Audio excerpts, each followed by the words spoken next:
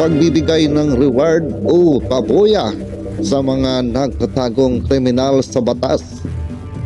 Ayan po ang ating pag-uusapan sa ngayon mga kaibigan, at bago po yan, welcome back ulit dito sa Rapido TV. At kumusta po ang lahat, naway na sa mabuti pong kalagayan at mag-iingat po tayo palagi kung saan man po tayo naroon. At base na rin po sa request ng karamihan na dapat na magbigay ng pabuya o rewards ang ating gobyerno, lalong-lalo na po dito po kay Arnie Tevez na alam po natin ay nagtatago po dyan sa ibang bansa para po ay madaling matunton at mahuli na at mapanagot sa mga kaso na kanya pong kinakasangkutan. Dapat ay meron pong reward na ibigay ang ating gobyerno. At dito nga sa video natin pong tatalakayin sa ngayon mga kaibigan, ay andito po ang ating DOJ Secretary Boyeng Remulla para po ay magpaliwanag patungkol nga doon po sa nasasabi pong reward, no, sa mga tao na pinaghahanap ng batas. Kaya wag na po natin patagalin pa ang video na ito, ay panuorin na po natin. Sir, may mga meet kayo kanina, sir, from CIDG and NBI. Can we request an update? Ano po yung pinag-usapan mo, maaari? Pinag-usapan ko sa kanila ang yung rewards na ino-offer natin sa kanila mga informants, tsaka sa kanila mga tumutulong sa kanila mga kaso. Yan po ay ginagawa po ng DOJ talaga upang mapadali ang paghuli sa mga taong hinahanap at hinahabol ng batas. Kaya maganda po naging usapan namin sapagkat malaki po ang paggalang po sa grupo na dumating dito sa pamumuno ng CIDG Regional Director na rin. Sir, can you share with us ano sir yung mga pinag-usapan na cases, if pwede po? Huwag na natin anayin yan, alam nyo na yun. Hindi ko, di ba? Alam nyo na yun. Mga kailangan namin hulihin. Mga hinahanap namin na nagtatago sa batas. Siyempre, ano pa ba ang magaling maghanap niya kundi CIDG rin, na mayroong organisasyon sa buong Pilipinas na pwede mo maghanap ng tao. At kung nakakailangan na magpadala tayo ng tao sa abroad, meron ko sila mga kilala. Kaya pinag-uusapan po namin lang.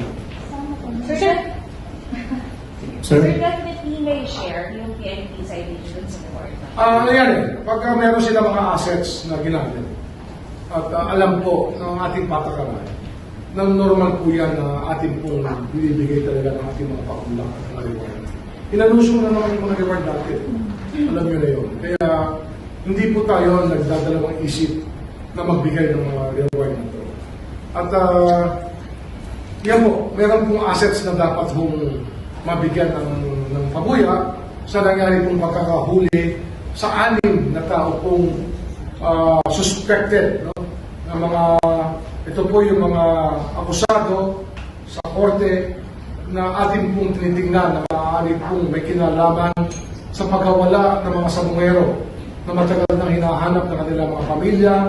Isang kalahating taon na mahigit ang nakalaraan mula nung sila'y nawala. Ngunit hindi po tinutulugan ng gobyerno ang ilang trabaho. Kahit na po, may iba, 2 taon na, hindi po natin tinutulugan niya kasi yan po ay ating pong minana ng mga problema na dapat mabigyan po ng kalutasan at mabigyan po ng hustisya ang mga pamilya at yung mga biktima mismo. Sir, yung buong 6 million dun sa 6 na na-arresto na reward, kanino po mapupunta? Di ba yan reward yan leading to the arrest of. So yan po ay i-weigh natin yung information at yung work that's being done. So yun po yung determine natin ngayon, yung pinag-uusapan po namin kanina. Basta ang mahalaga, yung kanila pong mga assets na nagbibigay po ng mga tulong ay mabiyayaan. Kasi nga, yan po yung buhay ng pag-aano natin, pag-ahanap natin. Information is gold.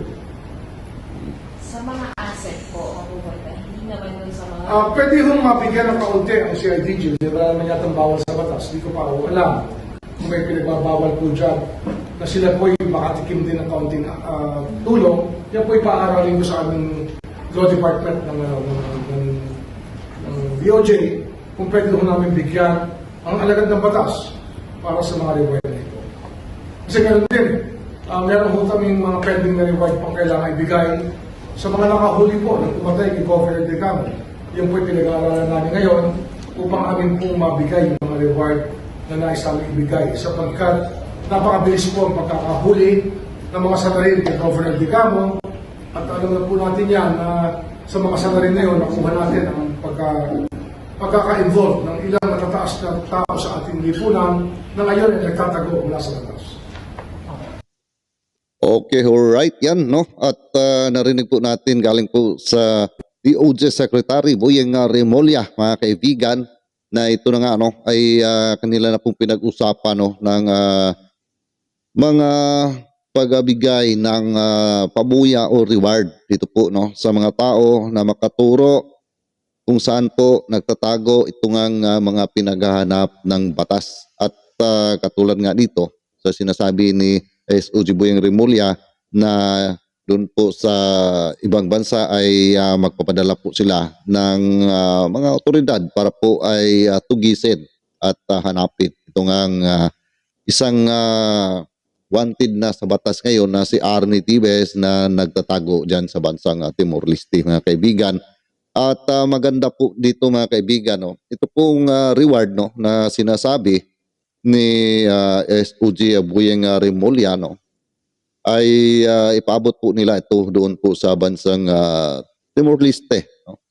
Kung sino po ang mga tao doon na makapagbigay ng tamang impormasyon kung saan talaga ito nagtatago si Arnie Tibes ay makatanggap po sila ng reward, no? Dahil ay alam po naman natin na nandyan po sa bansang Timor-Leste ito ngang si Arnie Tibes, di ba?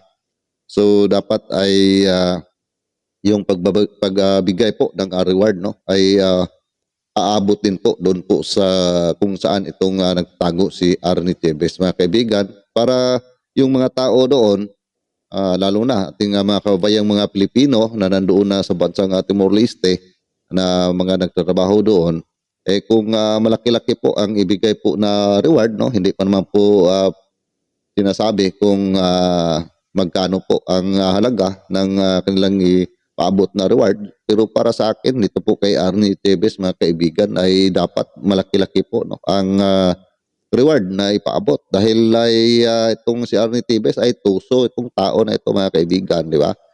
At mayroon po siyang pira. Baka yung pong reward na kung maliit lamang ay kaya lang po niyang tapalan, no, at baka doblehin pa niya, mga kaibigan.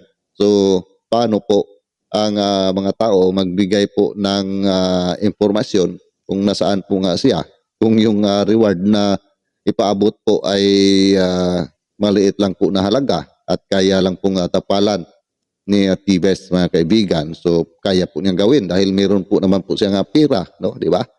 So dapat ay malaki-laki po, no, na halaga para mahirapan po itong si Arnie Tibes na kanya pong habulin yung pong reward para po ay pwede po niyang matumbasan, mga kaibigan, no?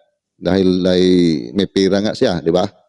At kung meron mo talaga na makapagturo, at dapat ay yung siguradong nahuli na itong si Arnie Tibes bago po i-release yung reward, di ba? So ganun po naman talaga, ano, ang patakaran po diyan, no? Pagka may reward ay dapat nahuli na po yung subject bago mo po maklaim yung pong sinasabing reward, di ba? Dahil ay baka mayroon pong mga nagtuturo lamang na nandyan pero wala pala, di ba? So mahirap na.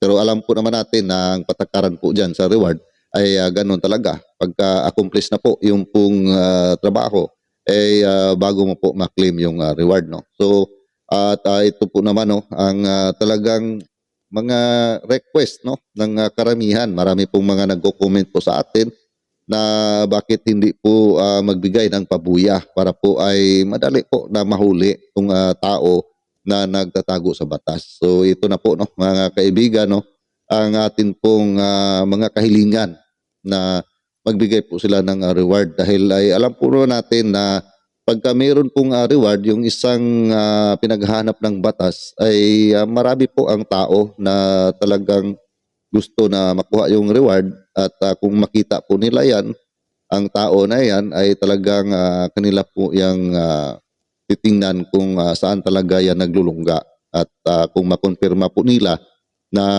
talagang dyan po ay sigurado po na magbigay po na yan sila ng report, no, sa atin pong mga otoridad para po ay mahuli po itong pinaghahanap ng batas. So malaking tulong po yan mga kaibigan, no, ang pagbigay po ng reward, lalo na po kung malaki-laki po ang halaga, di ba? Marami po ang makapag-interest po dyan na tumulong na hanapin itong pinaghanap ng batas na katulad ni Arnie at Tibes, mga kaibigan.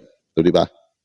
So, para sa akin po ay dapat na po talaga na mayroon pong pabuya na kanila pong ilalaan dito para po ay mahuli na po itong si Arnie Tibes, mga kaibigan, dahil nga alam po naman natin na nandyan lang po sa bansang Timor-Leste, no? At malayang-malaya po siya, no, na pumunta kahit saan po diyang lugar sa Timor-Leste, no? At kahit nga sa harapan pa ng mga otoridad dyan sa Timor-Leste ay wala po siyang takot na naramdaman, mga kaibigan, no? At talagang sumasama pa siya, no, sa mga lakad nga ni dating Senador Manny Pacquiao dyan po sa bansang Timor-Leste nung pagbisita ni dating Senador Manny Pacquiao, di ba? So wala po siyang iniisip na delikado ang kanyang buhay pag kasi ay lumabas, lumantad sa publiko. Wala po siyang iniisip dahil alam po niya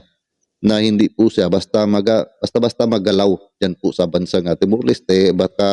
Baka mayroon na pong mga tao, no, na kanya pong na bayaran na talagang magbigay po sa kanya ng mga informasyon kung mayroon na pong mga tao na dumating diyan na naghahanap sa kanya, no. Sigurado po yan, mga kaibigan, dahil nga kung naalala po ninyo nung una na mayroon ngang pumunta doon na isang opisyal, no, at 4 ata yun sila na tao na pumunta doon. Alam na alam ni Arnie Tibes, di ba, mga kaibigan, na pumunta nga doon yung mga opisyal, pero hindi lang niya nakuha talaga ang eksaktong impormasyon kung ang pagpunta ba ng opisyal na yon ay para hanapin po ba siya, dahil sa panahon po na yon, mga kaibigan, ay wala pa po siyang warrant of arrest, no? At nasa preliminary pa lang po yung kaso, no? Kaya ay hindi rin po siya nangamba nung pong pumunta yung opisyal doon po sa nasabing bansa, dahil wala pa man po siyang warrant of arrest sa panahon na iyon. So hindi po talaga siya pwede pang hulihin, mga kaibigan, no? Siguro kung nagkita po sila, baka pakiusapan na bumalik sa ating bansa po, mga kaibigan, no? Pero sa ngayon, talagang matatakot na po siya dahil mayroon na po siyang warrant of arrest at isa pa, no, pagka makalabas na po yung pong red notice, no, sa Interpol, ay pwede na po talaga siyang hulihin diyan po sa bansang Timor-Leste, mga kaibigan, ano. Pero sa bagay, wala po tayong extradition treaty diyan, no, sa bansang yan. So yun din po ang isa po, no, sa medyo nahirapan, no, itong ating gobyerno. Pero sa diplomatic prinsip, meron po, mga kaibigan. So baka ay pwede po, no, dyan sa diplomatic prinsip, dahil itong ating Presidente Bongbong Marcos at ang Prime Minister dyan, palagi naman daw po itong nag-uusap, mga kaibigan. So baka ay hindi po niya tanggihan ang ating Pangulong Bongbong Marcos pagkasakali po, no, na mayroon po tayong mga otoridad na ipadala dyan para po hanapin itong si Arnie Tibes. So umaasa po tayo dyan, mga kaibigan, no? At lalo na po dito po sa pabuya na kanila pong sinasabi, at maganda po ito para po ay pagpunta po ng ating mga otoridad, mayroon pong mga tao na pwede pong makapaabot ng tamang impormasyon kung nasaan talaga nag-ST itong si Arnie Tibes, mga kaibigan. Dahil alam ko po, marami pong makapag-interest dyan, no? Lalo na pagka malaki po ang halaga. Lalo na ating mga kabayan, no, na mga nandyan nga sa bansang Timor-Leste, nagtatrabaho, at kung malaki-laki pong halaga, no, ang pabuyan na iyan, pwede na po yung ating mga kababayang OFW dyan ay umuwi na, bumalik na sa ating bansa, no? Mag for good na po sila dahil nga kung sila ang makakuha sa nasabi pong reward, di ba? So pwede na po silang bumalik sa Pilipinas at makasama na ang kanila pong mga pamilya. So marami po ang makapag-interest po dyan, mga kaibigan, no? Talagang laki-lakihan lang po nila ito pong halaga ng kanila pong pabuya dahil pag maliit lang po na halaga parang wala din pong mangyayari dyan, mga kaibigan, at alam po naman natin kung si Tebes mapira, di ba? So yun po, no, para sa akin ay maganda po yan, maganda po na mayroon talagang pabuya, mga kaibigan, no? Mayroon pong reward, no? Talagang marami po ang mga tao dyan na talagang maka-interest po sa nasabi pong pagpunton dito po kay Arnie Tebes kung saan talaga ang exact location niya dyan po sa bansang Timor-Leste. Alam po naman natin na nandyan talaga siya sa bansang Timor-Leste pero hindi po natin alam kung saan talaga sa bansang yan nag-e-stay itong si Arnie Tebes. So ito pong pabuya na ito ay malaki pong tulong ito para po ay madali po na matunton itong si Arnie Tebes, mga kaibigan. Diba? So, yun lang po ang aking pong masasabi dyan na para sa akin ay maganda po ito. At nasa inyo po, mga kaibigan, kung ano po ang inyong mga public opinion patungkol nga dito sa nasabi po na pabuya o reward, no? At para mahuli na po itong mga tao na mga nagtatago sa ating bansa o nagtatago sa batas, no? Mga talagang meron na pong kaso na haharapin dyan po sa korte, mga kaibigan. So paki-comment na lang po, no, sa ating comment section ang inyo pong mga reaction at inyo pong mga komento. At ako po muli ay magpapasalamat sa inyong patuloy na pagsuporta, pagsubaybay sa aking mga ginagawa pong na mga video dito po sa YouTube channel, ganyan man sa aking Facebook feeds, ayan, ano. At kung nagustuhan po ninyo, mga kaibigan, ang ating pong video na ito ay paki-like naman po at maaari ay paki-share na rin, mga kaibigan. At maraming salamat po, no, sa ating mga kababayan dyan sa Negros Oriental at sa Luzon, Visayas at Mindanao. Ayan, maraming salamat po sa inyo, mga kaibigan, at sa ating mga ka-OFW. Yan, no. At mega love shout out po sa inyong lahat. At dobling ingat po tayo, no, kung saan man tayo naroon. At see you po sa next video ko. God bless all of us. At palagi lang mag-iingat, mga kaibigan.